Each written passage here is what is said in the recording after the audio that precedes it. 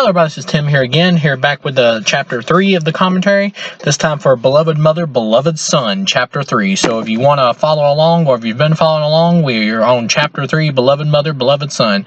So we're going to get started in 1, 2, 3, now, chapter 3, Beloved Mother, Beloved Son. Here comes the truck!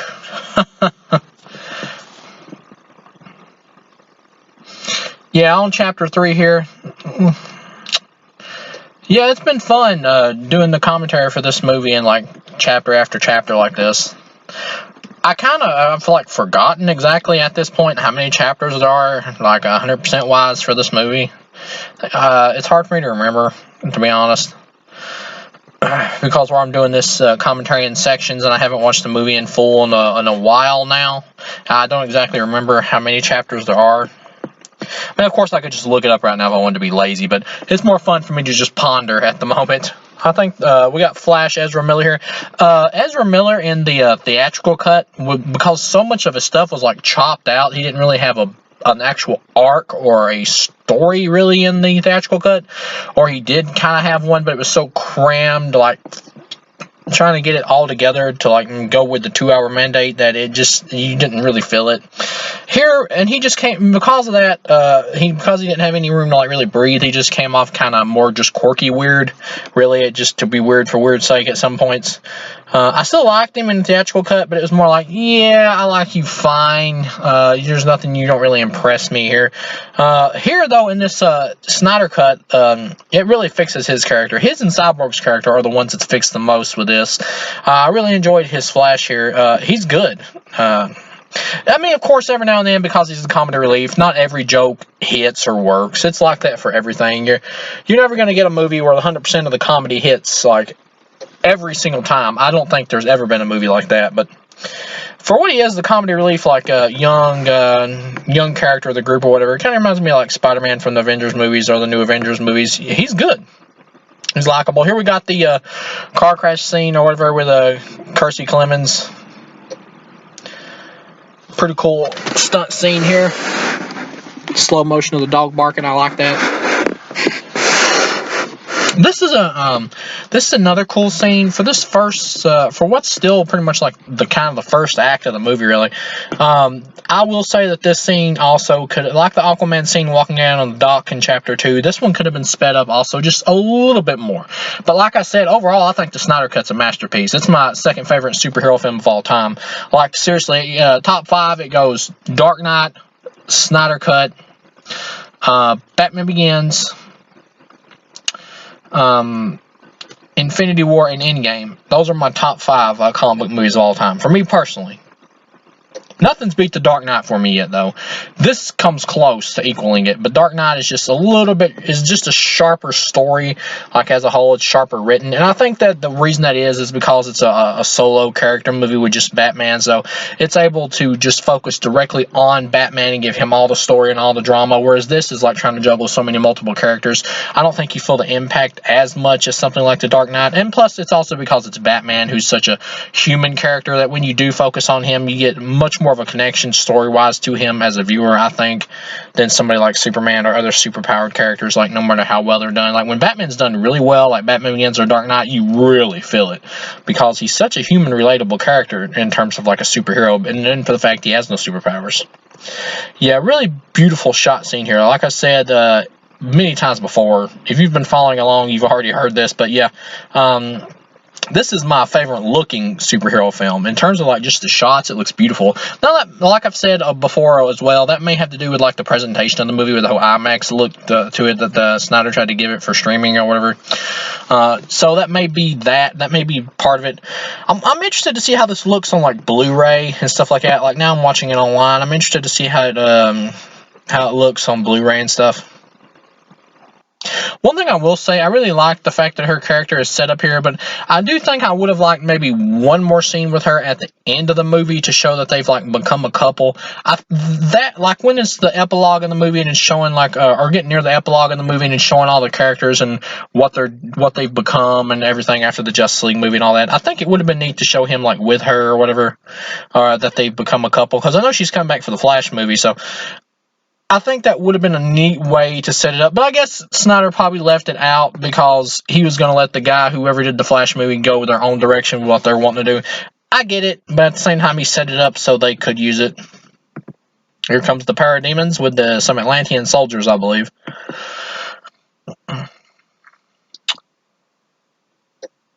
Like, off the topic on Snyder Cut, I've been watching like a lot of other movies lately. That's one of the reasons it's took me a while to get to this chapter 3 of the Snyder Cut commentary and to wrap this thing up, because I'm watching so many other movies right now at the same exact time as having to watch this. I'm like jumping from film to film to film. After I get done with this commentary, I'll probably take a break for the day from watching stuff and then just jump into binge watching the rest of the movies I got on my list.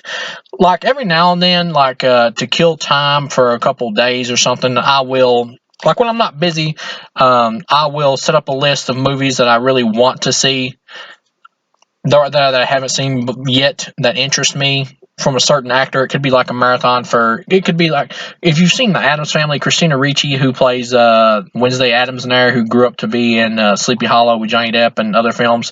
She's a good actor. Like I could marathon like if I get bored or something, I could look up like a list of her films that I haven't seen and just like marathon a bunch of them, just to kind of see all different varieties of films. Like, I'm a film lover. I just like seeing all different types of film in general. Like, I love comic book movies, but I like all types of films. I'm open to anything as long as I feel like the film itself is done well. And even sometimes if it's bad, it can still be entertaining. That was a really cool scene with the Atlantean soldier, to get back on topic of the Snyder Cut. When he put like the spider type thing on the dude's head to show what it was in his mind, that was a really cool scene. I'm surprised that was cut. I guess they probably thought it was too scary or something, because he like threw the dude against a rock or whatever and left a blood stain. But you could have just like CGI'd it or digitally took out the blood stain or whatever. It ain't really that big a deal. I guess it was probably just cut just because they thought it was inconsequential to the plot, and so they could just kind of save time for the 2-hour mandate. But like I've said before, though, those little scenes help the movie breathe. But I guess that's the thing with, however you feel about how Josh Whedon treated the cast or whatever, according to Ray Fisher and all that kind of stuff, however you feel about that and feel about Josh Whedon as a person, that's kind of besides the point. Like, I feel like the film that he made was the film that they wanted him to make. Like, they wanted him to put his own stamp on Justice League and make it his own, or make it more of a commercial film to inject his stuff into it. I don't really think that's it's got Josh Whedon stuff in it, but I don't really think there's a Josh Whedon movie, really. It really doesn't feel like it. I mean, it feels more lighthearted, like a Super Friends type movie. But to me, if it was like a Josh Whedon movie, there would be a lot more like quips everywhere, every couple seconds, because that's pretty much what he does. Lots of references and stuff, like in his Avengers movies. I think it'd be much more like the Avengers movies if it was really his film. As is, regardless, it's still not Zack Snyder's film, because that's not what he made. I like this whole like flirtation with Wonder Woman and stuff with Ben Affleck. This is really cool. That's another thing that's really made me sad, is I really want to see their relationship. Like, they've been flirting together and having romance, obviously hitting it off for multiple movies now. I really want to see it like come to fruition, with their relationship, to come to some kind of fruition. I'm afraid that if we don't get the Snyder Cut sequels from Warner Brothers, either on streaming or whatever, that they'll just sweep that away. And with Flash movie, I'm really worried that with the Flash movie they're just gonna write Ben Affleck's Batman out, to be honest. I've heard rumors that he wants to keep going, but with the way Warner Brothers is acting, like with the fact that they really seem like they just want to get rid of Snyder and everything that he's done and just wipe the slate clean as much as possible, it really worries me that they're just going to try to get rid of him. That way they can just focus on the Pattinson Batman. It really does feel that way. I hope not. Like, when Flash is made and finished, and I believe they're filming right now, like when that movie's done and I do get to watch the movie, and if Ben Affleck like is still normal, he's still Batman at the end of it, then that indicates to me that they're keeping him around just in case he wants to do more movies. Like, but we won't know till we see the movie, or until someone leaks information about it, I guess. More scenes with Cyborg's mom and stuff. These are really cool for Cyborg's backstory of how they. He really is the heart of the film. Like Zack Snyder said that Cyborg was the heart of the film. So I mean, really, when you watch this cut, he really is the heart of the film. Really, his character is, like, his whole story is really.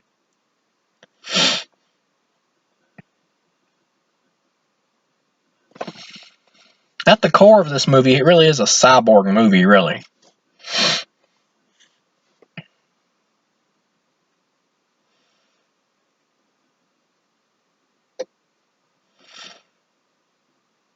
The whole 2 hour mandate with Justice League is really funny to me. Like the stuff that Warner Brothers like reacts to that they think are the real problems with them with movies, with their DC movies, that they just don't. They're just clueless. It just shows how clueless they are. Like they really thought that the problem with Batman vs Superman must have been the running time. That's the reason it didn't do as well. That if they chopped it down to 2 hours, that it would do better. That's not. That was not the problem. It felt longer because they chopped so much out of it, making the film feel really uneven. So it felt like a much more, like even though it was shorter, it felt like a much more hard set through because you're having a tougher time following what's going on in theatrical cut because it's so messy, because it's been chopped up so bad.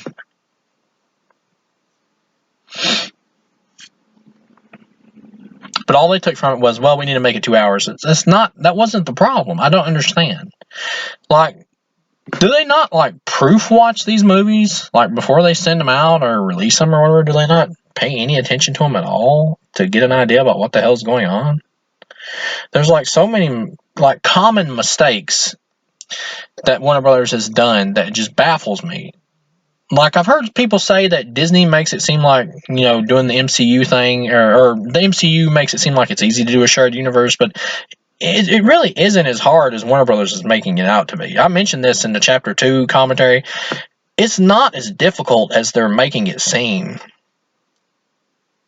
Like the foundation has been laid and shown you how to do it with the MCU. I'm not saying like copy everything, but the basic idea of how to put it together and do certain things has been shown by the MCU. So it should just be common knowledge to do. Certain things are just should be common knowledge at this point to do with a franchise, is what I'm saying, in terms of a comic book shared universe. But yeah, if you watch the Batman vs Superman movie and then like watch the Ultimate Cut, like if you were a studio person, you could easily see what the problem was with both cuts. I mean, you could see what the problem was of why the Ultimate Cut works and the theatrical cut doesn't. You can easily see.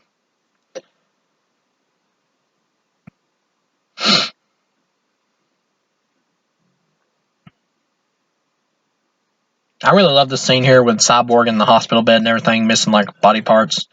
Really good scene, dramatic wise.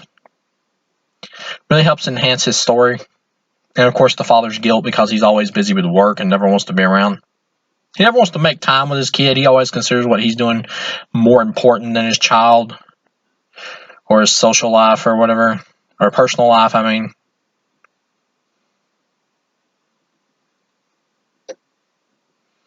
But really, though, other people like matter just as much as him, just as much as what he's doing. He should be making time for his kid. Although it's having a bad effect on his son. He should have made time for his kid, of course, and it's part of his redemption, of course, to end up sacrificing himself.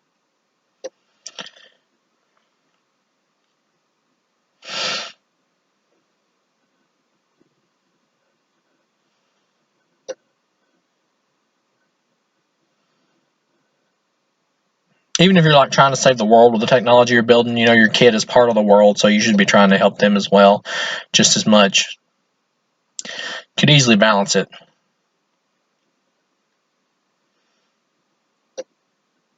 I mean, not easily, but you could. Really cool scene here where Cyborg like crushes the tape recorder here in a little bit, and then at the end of the Snyder cut, he pretty much reconstitutes it, puts it back together. It's really cool. I really like how in this cut they like delve into Cyborg's powers and stuff. Like, yeah, Superman has all this power and stuff, but can Superman just start a nuclear war with just waving his finger? Like, Cyborg can literally go into hack into all the government files and just start an entire nuclear war in like 1 minute and kill nearly everybody on 99% of the Earth's population, like Skynet style from Terminator. So yeah, his powers are much more of a global reach than Superman's, or just as powerful, or just as deadly in a way as Superman's could be.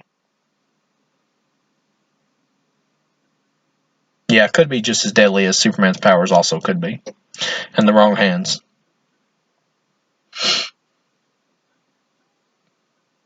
also reminds me, I binged watched True Detective. I hadn't seen the season 2 and 3. 2 was just kind of mediocre. 3 was solid. It was a good season, and Ray Fisher was in there. He did a good job.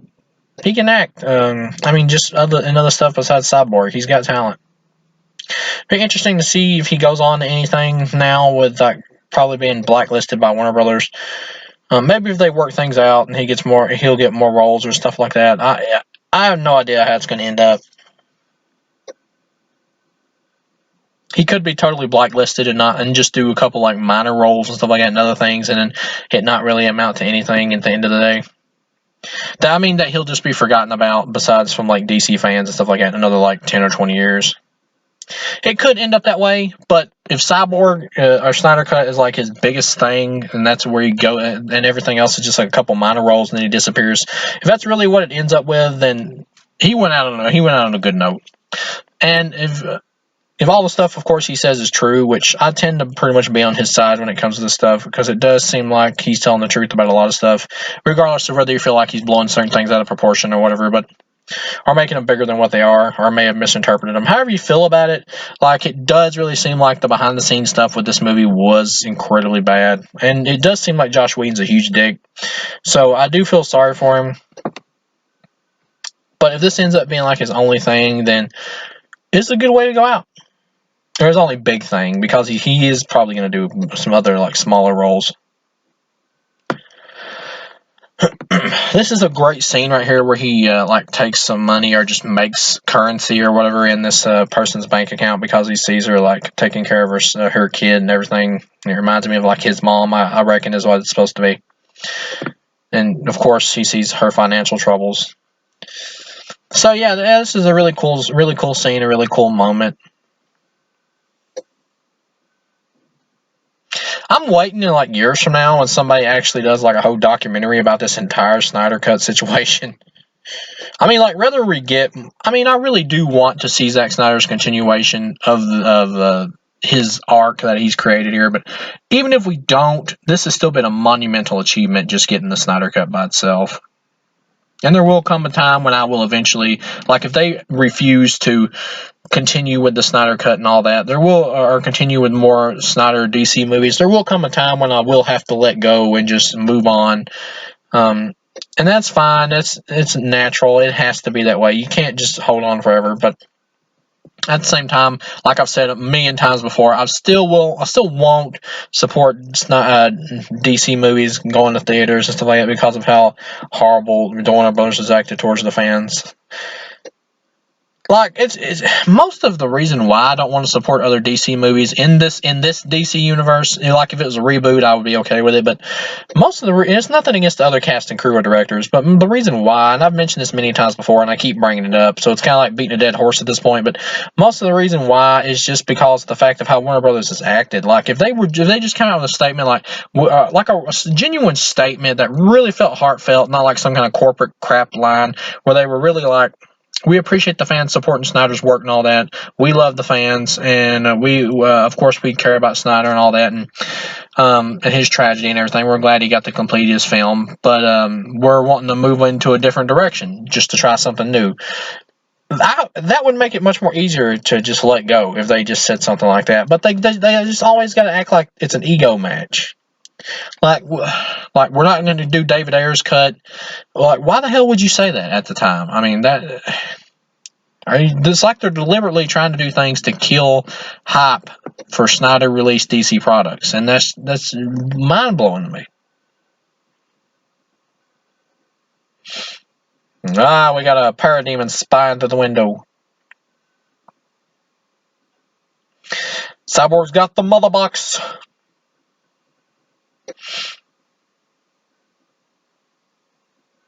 Bunch of people watching it fly away.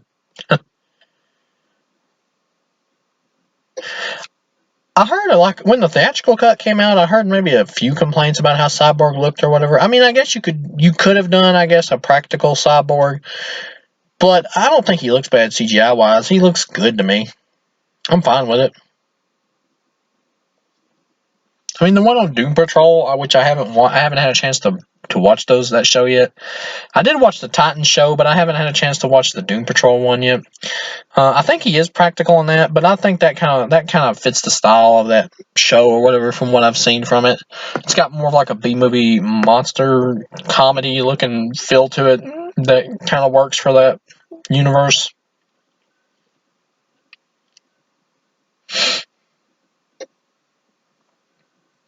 Billy Crudup here, he was really good, and he was good in Tim Burton's movie Big Fish. He was good in that one. Even though his character is kind of less interesting than the whole story of the father and everything played by Ewan McGregor in that. Still, though, he was good and solid in that, and I liked him in it, and that's a great movie. You should definitely check it out. Lesser known Tim Burton movie, like a lot of people overlook that one, but that's like the last like masterpiece Tim Burton movie that he did, really. But as far as like Billy Crudup goes, yeah, he's not going to be in the Flash movie. That's kind of disappointing, especially after seeing him in the Snyder Cut and seeing how much better his scenes with Ezra Miller play. That is kind of disappointing that we're not going to get him there because he's been established here, of course, and so you already got the emotional attachment to this actor. I'm not saying I've seen I remember seeing pictures of what the new actor looks like, and he does kind of have like a Billy Crudup similar look and thing going on, and I'm sure he'll be fine like in the context of the movie. But he's going to have to try hard to get like me and I guess most of the other audience of these movies who are the part of the fan base who have grown attached to Billy Crudup's version to kind of gravitate to him and really give him a chance. And it's not the actor's fault he's stuck in that situation. I don't blame him for taking the role. He probably wanted the work, and he got casted. Why would you turn down a big superhero epic? I don't blame the actor for it. But at the same time, I mean, it's going to be hard to really get excitement to see him. But he could be really good and could win me over. I don't know. I'll have to wait until I see the Flash movie. It's cool that they got Michael Keaton in it. Part of me wonders, though, like, will Michael Keaton's character, like, how close will he really be to the Tim Burton Batman?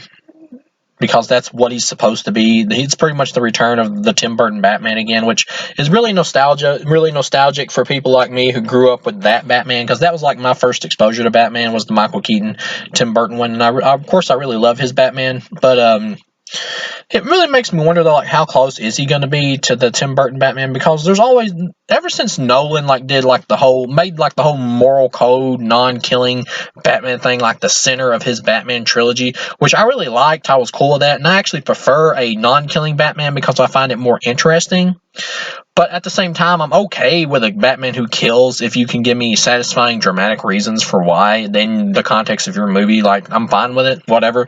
But because these are fictional characters, if you want to go a different direction with it that works in the context of your film, I don't care. These aren't real people. I'm not asking for an autobiography or something. Just give me a good, interesting take on the character.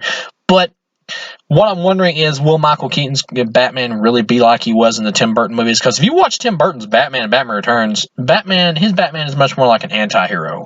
Kind of like Ben Affleck was in the Batman vs. Superman movie, except maybe not as like hardcore as his Batman was. I mean, he is hardcore in a certain way.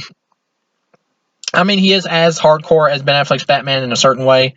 But in Batman vs. Superman, though, like with the beatings and just beating the hell out of people like Ben Affleck did and stuff, he was more like brutal with it.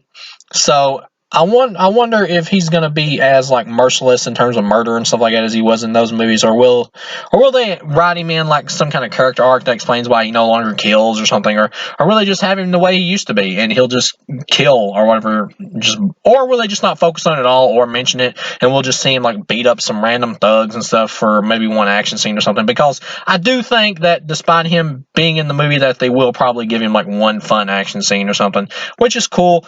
But I mean, despite his age, I do think they're probably going to give him like one cool like Batman action scene or something. It would be weird to me if he was just like the mentor the whole time and he didn't get like one fun action scene. So it does. I guess they could just have it to where he like beats up a bunch of thugs like really badly, but doesn't actually kill them. But they just don't focus on it or whatever. They just kind of don't mention the fact that he killed people in the Burton movies and stuff like that. They just just write it to where he just beats up a bunch of people and just you don't see whether they're dead or alive. He just beats them up and then he just leaves and it's just the next scene or whatever. I guess you could just do it like that. Like if you're really going to give him just like one action scene or whatever, then it wouldn't really matter. But But yeah, like in Batman Returns, he like sticks bombs down people's pants and blows them up and then walks off smiling. Really funny stuff. Those are movies I'd like to do a commentary for too. Like the two Tim Burton Batman movies, the Joel Schumacher ones. I don't mind Batman Forever. It's just like a silly popcorn movie. It's got a good idea for a plot with the Riddler like using the devices to like look inside people's minds and stuff and get all their account information and stuff so he can basically rob the whole city. That's a neat idea. It's kind of just like a they should have had it though to where the device like made people dumber or something, had some kind of side effect on them. Because the idea that he just gets the information so he can rob people and stuff, that feels more like an idea of something that would be in like an episode of the Adam West Show, was just like a one episode thing or something. It doesn't feel like a grand enough plot. I mean, for a full film really. But it's a cool idea, like the whole idea of the Riddler like doing some kind of TV type thing to suck out people's information and stuff from their brain waves. That's a neat idea. But yeah, the execution of it is like really messy in Batman Forever. With the fact that like Riddler is like leaving Bruce Wayne clues and stuff about his identity, even though at that point in the movie he doesn't know Bruce Wayne is Batman, so it really doesn't make any sense. He's leaving Batman clues and Bruce Wayne clues about who he is, even though at that point he wouldn't know that Bruce Wayne was Batman. It doesn't make any. The plot is messy, executed wise, it's messy, but there are elements that movie is another one that was really cut up. There are stuff that the biggest thing in that one is the whole Bruce Wayne losing his memory deleted scene that they took out. Like there was a whole arc where after he gets nicked in the head by a bullet with Two-Face when they invade the mansion, that he wakes up without his memory. Most people know this. He wakes up without his memory, and then he has to friggin' go into the Batcave and remember who he is. And it's supposed to let him see what his life would be like without Batman, because the whole point of the movie is that his arc is like he doesn't want to be Batman anymore or thinks about giving it up. But then he sees that he needs to be Batman in order to save the people he cares about and to help people. Like he needs Batman. So yeah, it is really cool. And he like sees the big giant bat in the cave again that he saw when he was a kid that inspired him to be Batman. It's kind of a neat origin story really for the character in the terms of the universe. And the Burton movie Batman Forever is meant to be a sequel to the first two Tim Burton movies, but it's like one of those soft in-universe reboot things that they do in movies. Like there's different like levels of reboots and remakes. It confuses some people, but because I watch so many movies, it's pretty easy for me to follow. Like a straight remake is when they just pretty much redo the same movie over again, kind of similar to like what they did with Psycho, Gus Van Sant's Psycho, where it's almost the same exact movie except for like maybe two minor things. And then a reboot is where they take the similar setup from the original, but they do like their own thing. Those are the ones that are better, generally better. The reboots are, especially when it comes to reboots of iconic movies and franchises. That way you can do your own thing and do like a fresh version of something. That's really cool. But yeah, the Batman Forever, and I know I'm going off on like different tangents, not just talking directly about the Snyder Cut, but this is a long movie, and so I'm just going off on slightly different directions to just letting my thoughts out there to keep the entertainment value like going for the commentary before I pop back into talking about the Snyder Cut.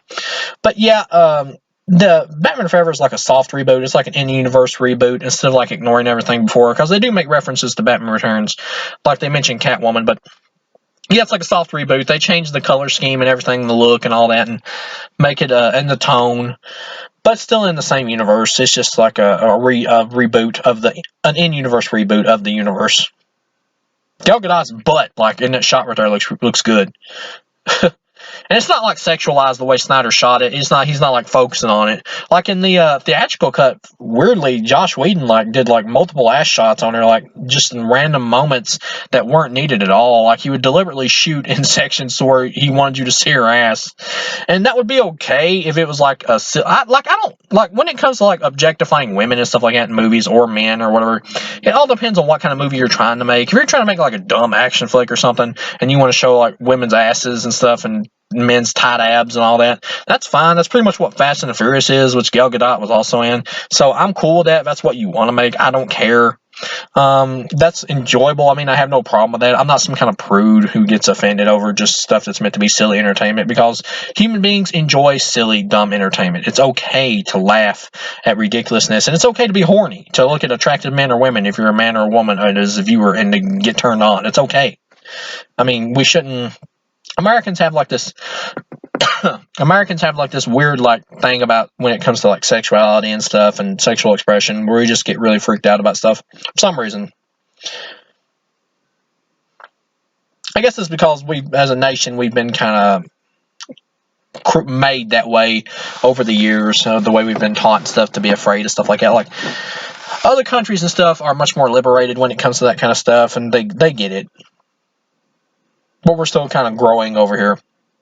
But yeah, it feels out of place in a superhero movie, like with the Justice League. It feels weird to like sexualize Wonder Woman, who's supposed to be like this strong, independent character, tough character, strong woman, and all you're focusing on is her ass like multiple times. That doesn't fit the movie that you're trying to make and the character that you should be trying to represent with this character. That would be like something you would see in like a Wonder Woman parody or something. I really like this of how he's like. He had the mother box or whatever inside, like I believe it's like it's his mom's casket. Yeah, I believe so. Or he buries it with her in the same grave. Maybe not in the casket, but in the same grave. But yeah, that's really cool. He buries the mother box with the mother.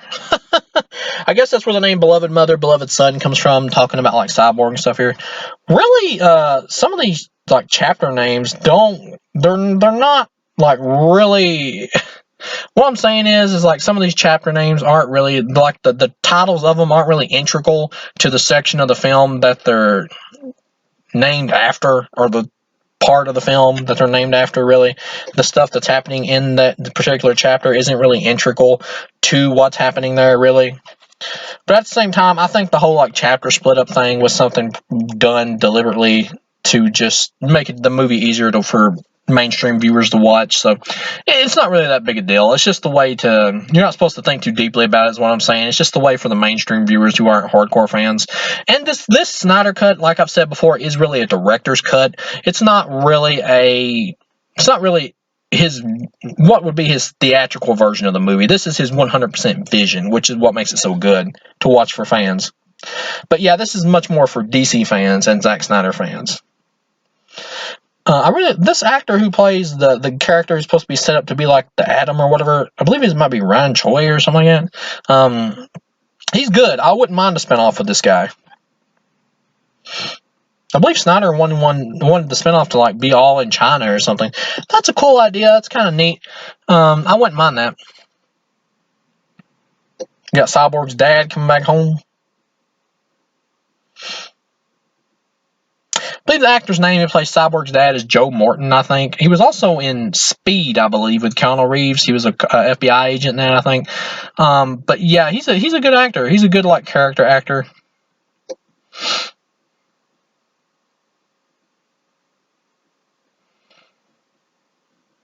The place is a mess.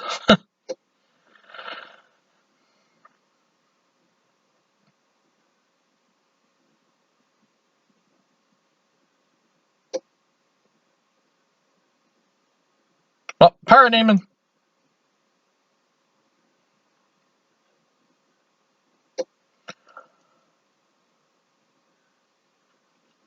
J.K. Simmons as Gordon right here is also really good casting. I like that.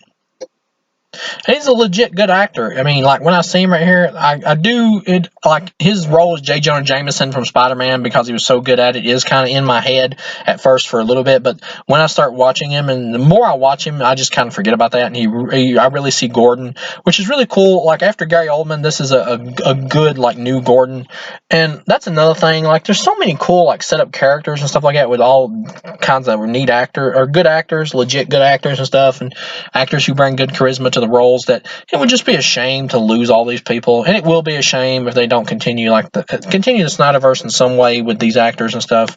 It'll be a shame to lose so many good performers. Like I really do want to see J.K. Simmons like explored more his Gordon character, and it'd be really cool to see like his daughter as Batgirl in universe. That would be really cool. But I just fear that that's not what's going to happen, which is a real shame. There's so much potential, like from what's been set up with this Snyder Cut and just other stuff, that it really is a shame. It really will be a shame if they don't continue it in some way. I mean, not just looking at it from like a fan point of view. I'm trying to look at it from like a studio point of view. There's so many like cool elements here, and just from the universe they build up, there's so many cool elements that they could just really explore, and you could really see. I mean, like character growth with these versions of the characters, because Ben Affleck's Batman is very interesting, and seeing like his relationship, I mean, with the whole idea that he's like fallen from grace and is now like picked himself back up and he's back to being like, you know, the good guy instead of like an anti-hero, really is what he was in Batman vs Superman, all the way to being like a straight up villain in that one. It's a really interesting arc for Batman, and just to see like that explored more in his relationship with Commissioner Gordon would be really cool. And it will be sad if that doesn't happen. I mean, either on if it does happen, it would be like on streaming, because I think they would want to separate his Batman from Pattinson's. It would be like a streaming thing. But I would be fine with that. I mean, hell, put it on streaming. Put it on HBO Max. That's cool. We got no problem with that. Ah, we're getting Atlantis.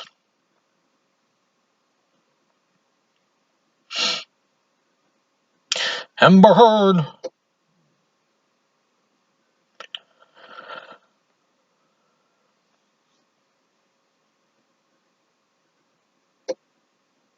I don't think she's doing the air bubble again. I think I mentioned in the last commentary that the air bubble thing is something that I don't particularly mind for this Snyder Cut, but it's not something I would have wanted to see in a full-fledged Aquaman movie, like done over and over. I really wouldn't have wanted that. So I am glad that James Wan didn't continue that, but I like it here in just this one movie. I'm totally fine with it. I'm also glad he didn't bring back Amber Heard's accent, because it is bad. Amber Heard is not a good actor. Like, I don't mind her in certain roles. She can work, but she has very limited range. She's hit or miss in terms of acting ability, really. She can be really bad, or she can be, like, fine in a movie. Like, she worked in Drive Angry. That's a good, like, B-movie Nicolas Cage flick. Like a grindhouse type movie that's silly and dumb on purpose. Like, she worked there. She worked in that film playing like a trashy character or whatever. She worked for that, like a trashy Texan girl. Just trying to act tough. Whenever they try to give her like multiple dimensions to play in terms of range and stuff like that, though, it's pretty weak. I didn't mind it in Aquaman. It's pretty weak to bad, to be honest, but I didn't mind it in Aquaman, the movie, really, because it just focused on kind of the fun of it, and it was just like, it was campy in spots and just focused on kind of being fun. I enjoy Aquaman as like a great adventure, fun flick. But yeah, she does not have a lot of range at all. She's not a good actor, but she can be good under the right direction. They can use her properly.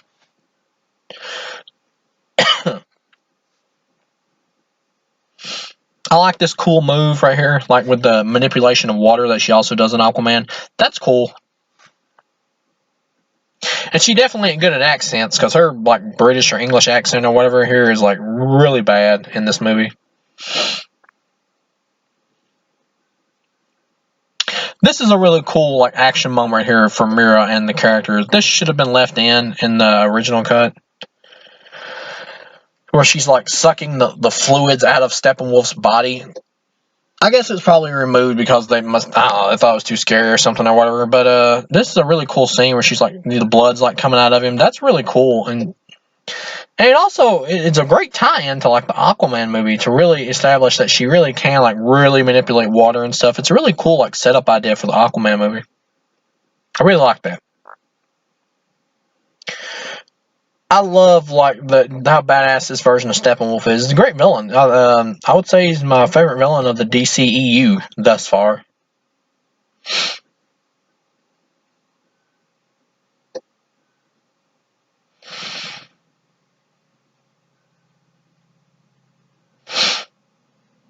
We got Aquaman with his badass tribal tats. Jason Momoa is cool. I like Jason Momoa. He does a great job as Aquaman. As this version, like particular version of Aquaman. I've heard some silly complaints about the Snyder DCEU movies, or just the DCEU in general, about they just want like more basic versions of the comic books. Some of that could work on screen, but at the same time, certain characters do need to kind of revamp. Aquaman walking around with like a little orange outfit, or similar to what he looks like in the comics with the blonde hair and all that. He would just give, with like the short blonde hair and stuff, he would give off like a really pansy vibe, to be honest. And Aquaman's already like a goofy character. They really need to slightly revamp Aquaman to make him cool. You want Aquaman to seem cool.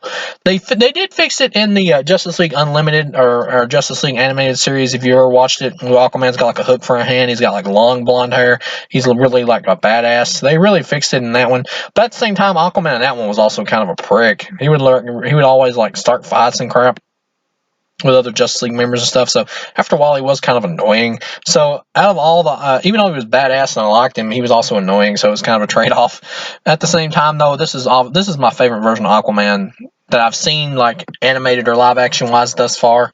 He may not be the best version of Aquaman. There might be a better one in the comics, but as far as like I've seen animated and live action wise, this is the best for me. It keeps the character cool while also not going like too away from the source material.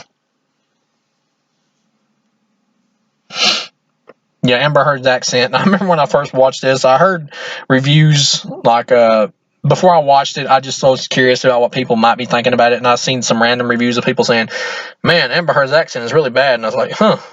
I wonder what they're talking about, because I don't remember an accent from the theatrical cut. And so when I watched it, I was like, wait a minute, whoa, there's an accent? What's she doing? It just surprised me. She's hot, though. I mean, she's got a great rack.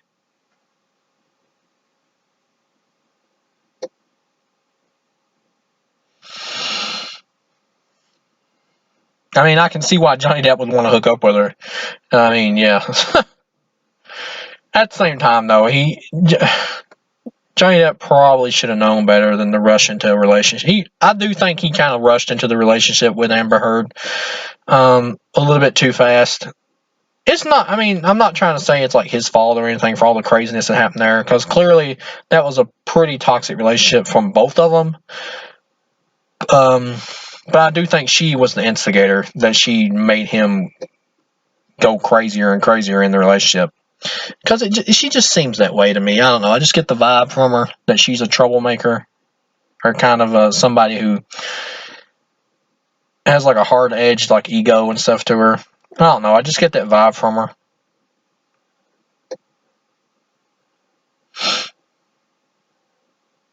But I don't care about her personal life, to be honest. She's in the movie. All I care about is her acting and how the character works. I really don't care about actors' personal lives or anything like that, honestly. I just care about the product. It's a product. Whatever happens in their personal lives is between them and whoever else it involves. And it's that way for anything in terms of the entertainment industry to me. Unless it's like somebody who's like raping kids or something, and I'm like giving them money by buying their product or whatever, then then I would probably feel a little weird about it. But at the same time, though, if like they were arrested for it and did their time and stuff like that, kind of like the guy that did Jeepers Creepers or whatever, then the movie like has more. Like he should have stayed in jail. He shouldn't have been let out. The guy who did Jeepers Creepers, he got like 4 months, I believe, or whatever, for like raping a kid literally and videotaping it. That dude should have got like multiple years. I don't know how he got out like that. That's ridiculous. But and he should have been punished. But I don't think that's fair to hold against the movie. I mean, a movie is a movie, because there's so many other people involved with the movie that I don't think it's fair to hold against them and all their work and effort that they put into it just because one of the guys who worked on the movie is a scumbag, even if he was the driving force of it. Part 4, Change Machine. Alright, we're going to stop here and we'll pick up in the next chapter in the next video. Thank you guys for being here with me, and I hope you've enjoyed these multiple split up versions of the commentary, and I'll see you again.